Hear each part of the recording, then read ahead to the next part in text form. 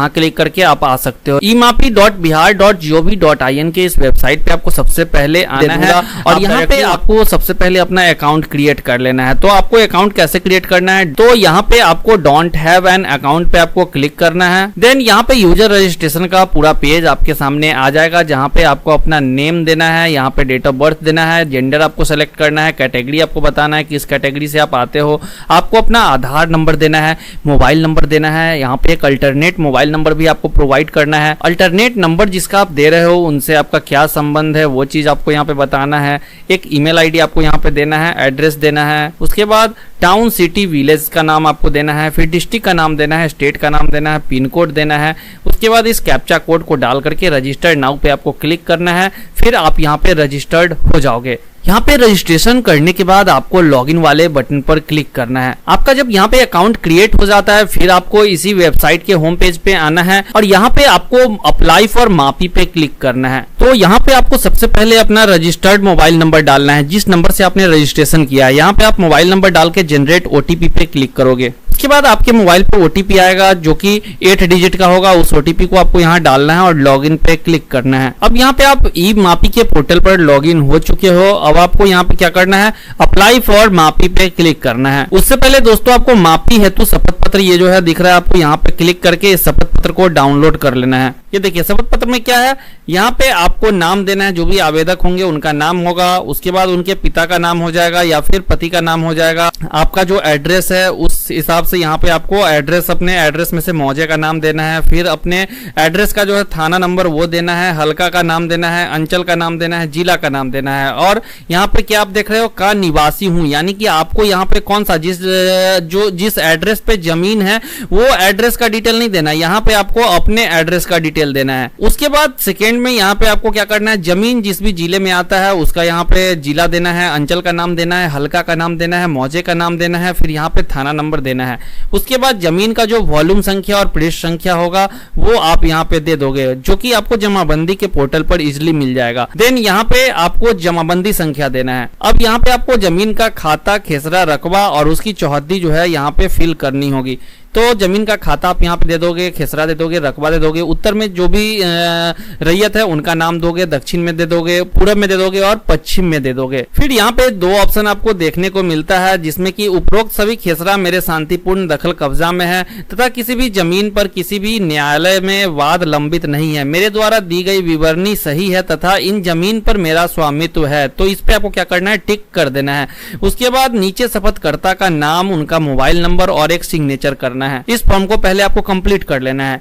Then अब आपको क्या करना है, यहाँ पे 8 स्टेप में इस आवेदन को कंप्लीट करना है, जहां पे सबसे पहले आपको जिले का नाम देना है। जिस भी जमीन जिस भी जिले में आता है उस जिले का नाम यहाँ पे आप दे दोगे, फिर अंचल का नाम दे दोगे यहाँ पे आप। उसके बाद क्या जमाबंदी ऑनलाइन उपलब्ध है, तो आपको क्या करना है, यस करना है। अगर आप यहाँ पे नो सेलेक्ट करोगे तो फिर आपका नहीं होगा। अगर जमीन ऑनलाइन उपलब्ध नहीं है तो आपको नो करना है। उसके बाद प्रोसीड वाले बटन पर क्लिक करना है। प्रोसीड करने के बाद जमीन जिस भी हल्के में आता है उस हल्के का नाम यहाँ पे आपको सेलेक्ट कर लेना है, फिर मौजे का नाम सेलेक्ट कर लेना है। उसके बाद जमीन का जो भाग संख्या और पृष्ठ संख्या होगा वो आपको यहाँ पे डालना है और फिर click to get registered to pay आपको क्लिक कर देना है। जैसे ही आप click to get registered to pay click करोगे जमीन का पूरा डिटेल नीचे ओपन होके आ जाएगा। अब आपको क्या करना है, यहाँ पे जमीन का खाता, खेसरा और रकबा जो है यहाँ पे आपको फिल करना है। तो जिस भी जमीन का मान लीजिए यहाँ पे 3-4 खाता खेसरा है, तो यहाँ पे आप देख सकते हो मापी के लिए जमाबंदी का प्लॉट एवं रकबा विवरण डाले, यानी कि आपको जिस भी खाता खेसरा को मेजरमेंट करवाना है, मापी करवाना है, उसी का आपको यहाँ पे खाता और खेसरा और रकबा डालना होगा। खाता, खेसरा और रकबा डालने के बाद आपको ऐड वाले बटन पर क्लिक करना है।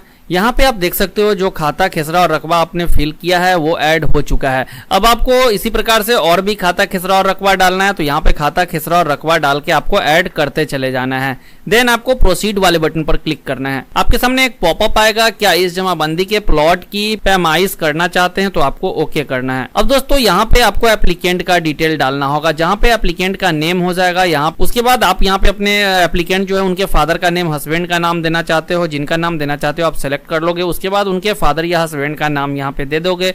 फिर यहाँ पे आपको आधार नंबर उनका देना है, एक ईमेल आईडी देना है, यहाँ पे एक मोबाइल नंबर देना है। देन यहाँ पे एक अल्टरनेट मोबाइल नंबर देना है। फिर यहाँ पे आप आप नीचे आओगे तो आपको आपका प्रेजेंट एड्रेस डालना है, जिसमें कि विलेज टाउन का यहाँ पे नेम देना है, लैंडमार्क देना है, post office, police station, block, district, state और पिन कोड आपको देना है। अगर आपका प्रेजेंट और परमानेंट एड्रेस सेम है तो आपको सिंपली यहाँ पे टिक कर देना है, दोनों में ऑटोमेटिकली ये सेम आ जाएगा। अब दोस्तों यहाँ पे आप स्टेप 4 पे आ चुके हैं। यहाँ पे आप जिस भी जमीन का खाता खेसरा आपने दिया है, आप देख सकते हो ऊपर दिया गया है। अब यहाँ पे उसका चौहद्दी आपको डालना है। तो उत्तर में जिनका जमीन है उनका नाम डालना है, उनका पता डालना है, मोबाइल नंबर और ईमेल आईडी आप छोड़ सकते हो। फिर यहाँ दक्षिण का डालना है, फिर इसी प्रकार से पूरब का डालना है और फिर यहाँ पे पश्चिम का डालना है। फिर आपको सेव एंड नेक्स्ट वाले बटन पर क्लिक करना है। अब आप 5th स्टेप पे आ चुके हो, जहाँ पे अन्य आवेदक, अन्य हिस्सेदार या मापी की जाने वाली भूमि की विवरणी यदि किसी अन्य व्यक्ति को देना चाहते हैं तो उनका विवरण आपको यहाँ पे डालना है।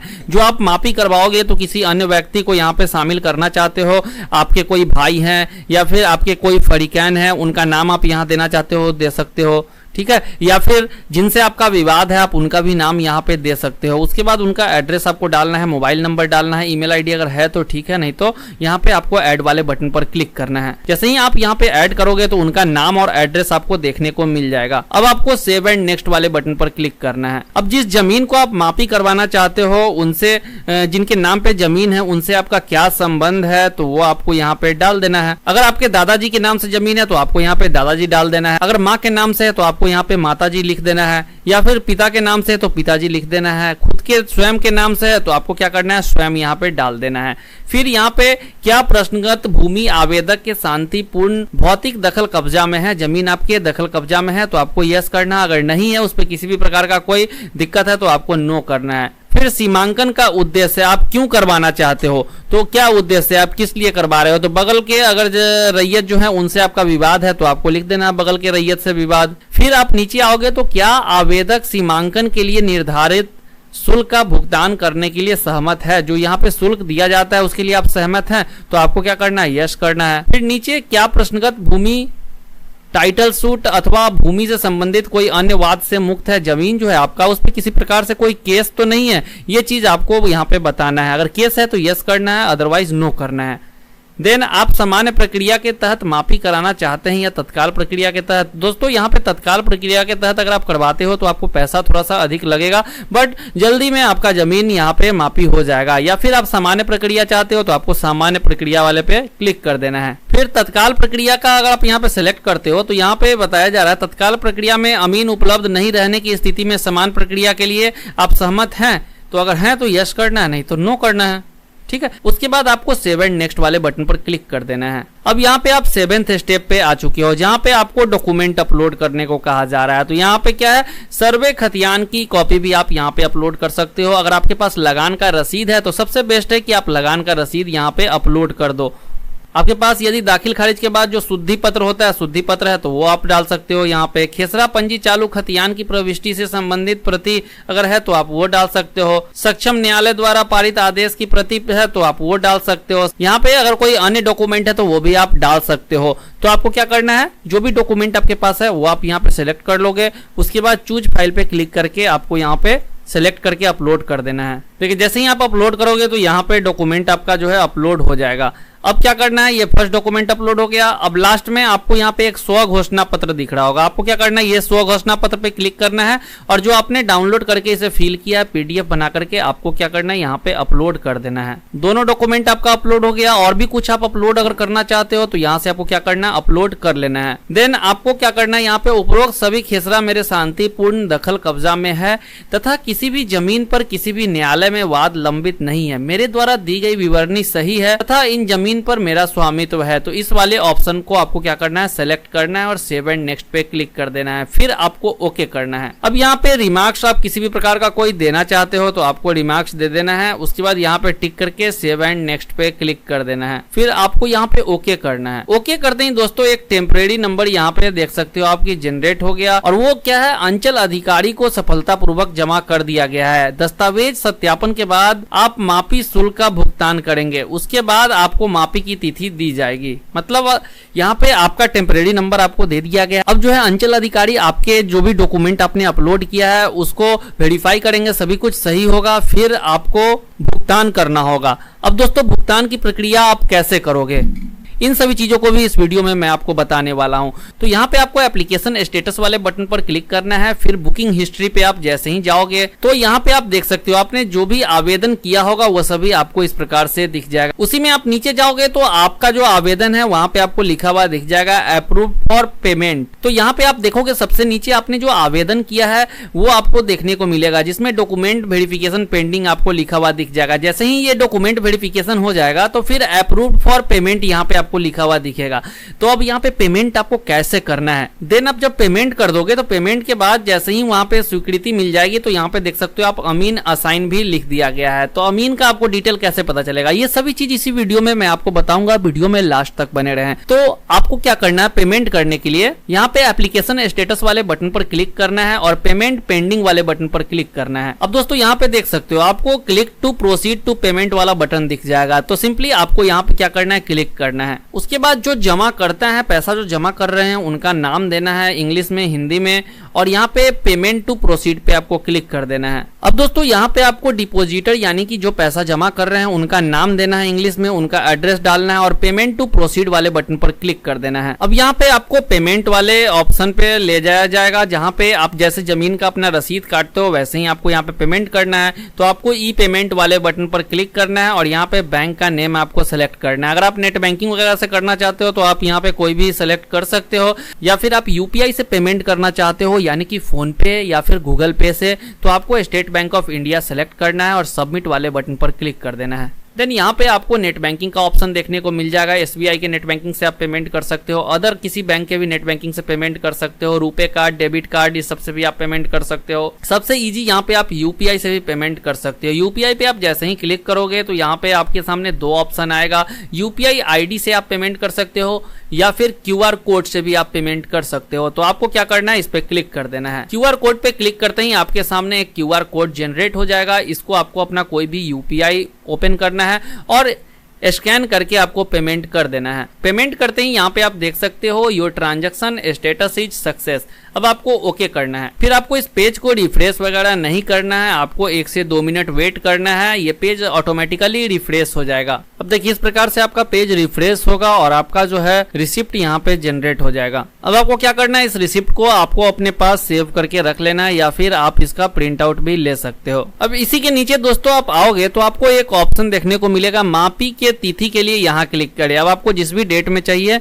उसके लिए आपको यहाँ पे क्लिक करना होगा। संभावित डेट जो है वो आपको यहाँ पे डालना होगा। तो आपको यहाँ पे कैलेंडर से सेलेक्ट कर लेना है, जैसे कि 31 तारीख आ रहा है। फिर जून में आप यहाँ पे जाओगे तो जून वाला आपको डेट सेलेक्ट कर लेना है। यहाँ पे 8 तारीख तक का आप सेलेक्ट कर सकते हो, जिस भी डेट में आप मापी करवाना चाहते हो। 3 डेट यहाँ पे आपको सेलेक्ट करना है। कैलेंडर पर सिंपली आपको क्लिक करना है और यहाँ पे 3 डेट आपको सेलेक्ट कर लेना है। उसके बाद आपको क्या करना है, सेव एंड नेक्स्ट वाले बटन पर क्लिक करना है। हालांकि दोस्तों ये जो डेट आप सेलेक्ट कर रहे हो जरूरी नहीं है इसी डेट पे आपका मापी कंप्लीट होगा। तो यहाँ पे संभावित डेट यहाँ पे आप देख सकते हो, संभावित तिथि जो है वो यहाँ पे सेलेक्ट करना होता है। तो आपको सेलेक्ट करके ओके कर देना है। अब देखिए यहाँ पे सक्सेसफुली आपका आवेदन जो है वो सबमिट हो चुका है। अब दोस्तों मेन चीज है, यहाँ पे आने के बाद आप लोग को घबराना नहीं है। अब दोस्तों आप सोचोगे कि डेट का कैसे पता चलेगा, अमीन का कैसे पता चलेगा, तो उसके लिए आपको सिंपली करना क्या है कि यहाँ से आपको अपना लॉग आउट हो लेना है। जब आप लॉग आउट कर लोगे इस पोर्टल पर से, फिर आपको यहाँ पे वेबसाइट के होम पेज पे आना है और यहाँ पे आपको एक पेंडिंग मापी वाला ऑप्शन दिखेगा। आपको यहाँ पे क्लिक करना है। जिस भी डिस्ट्रिक्ट का जमीन है वो डिस्ट्रिक्ट आप यहाँ से सेलेक्ट कर लोगे। उसके बाद अंचल सेलेक्ट कर लोगे, फिर सर्च नाउ पे आपको क्लिक करना है। अब देखिए जैसे ही इस प्रकार से आप खोलोगे तो यहाँ पे आपको आपके ब्लॉक में जिस मौजे से जिसने भी आवेदन दिया है सभी का स्टेटस आपको देखने को मिल जाएगा। जैसे कि यहाँ पे आप देख सकते हो अमीन असाइन लिखा हुआ दिख जाएगा आपको। मापी जो हो गया, मापी का भी डेट आपको देखने को मिल जाएगा। उसके बाद अमीन का जो नंबर है और नाम है वो भी आपको यहाँ पे देखने को मिल जाएगा। तो जैसे कि यहाँ पे आप देख सकते हो मैंने यहाँ पे पेमेंट किया तो पेमेंट डन यहाँ पे लिखा हुआ दिख जाएगा इस प्रकार से। और जैसे ही अमीन असाइन होंगे तो यहाँ पे लिखा रहेगा अमीन असाइन और यहाँ पे डेट लिखा हुआ दिख जाएगा। फिर अमीन का मोबाइल नंबर लिखा हुआ दिख जाएगा और उनका नाम लिखा हुआ दिख जाएगा। तो इसी प्रकार से आप अपने अमीन से कांटेक्ट करके फिर उनसे बात करके किस डेट पे वो आएंगे उनसे अपना सेटिंग आप कर सकते हो।